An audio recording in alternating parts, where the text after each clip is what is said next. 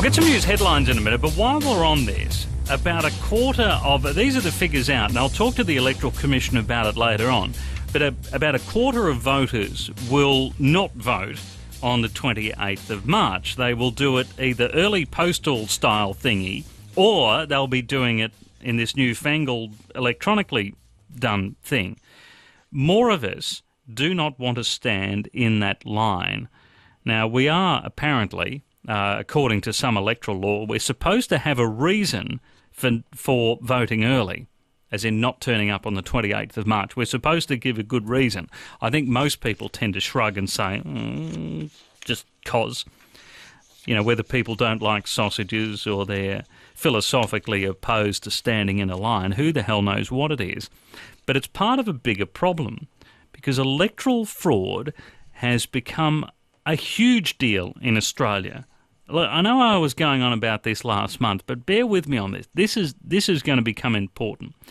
I'll tell you why. Because we've got nobody fighting for it. We've got nobody fighting against electoral fraud in Australia. Remember when I talked to the Electoral Commission last month?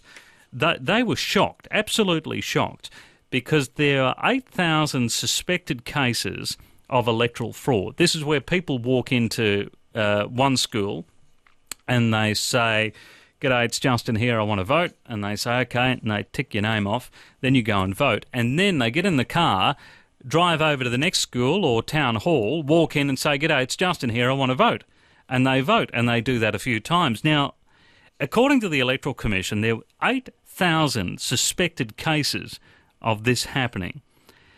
All of them were referred to the Australian Federal Police, but not one of them resulted in charges or it going to the Office of Public Prosecution. Not one of the 8,000 cases that the Electoral Commission passed on, they dug it up and they said, "Look, we're really concerned about this." They gave to the Australian Federal Police. Not one of those ended up on the Director of Public Prosecution's desk. That was for the 2013 federal election. I talked to Clive Palmer on the day that news broke last month. This is what Clive said. That the AFP's lazy. They don't want to do anything. They're just a lazy lot of public servants. The AFP should just get off their arse and do something. So that's Clive. He remains ticked off about it, but don't let that put you off, because for everybody else, for mainstream Australia, it's a real worry.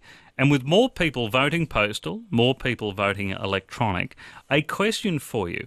If I vote early, say now, because that opens up today, today's the day you can start actually voting from. If I vote today and then I turn up to a school on the 28th, tell them my name, is my name still sitting there, or does it say I have voted?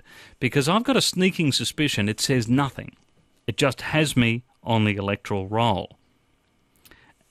The voting system is broken, it's being abused, and here's the reason: because we let it.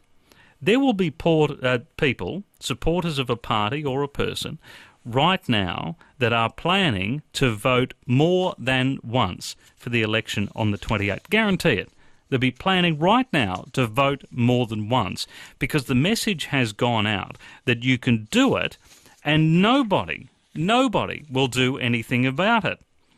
Your votes will be counted, all of them, and nobody will get a knock at the door. The AFP will not, according to what happened from the 2013 election, not one door will get knocked on.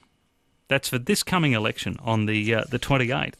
And if we don't fix it, it'll just keep happening for every election. And then one day it'll happen when it really counts, when it's really close and it's right down to the wire, and the cheaters are the ones that got a government across the line.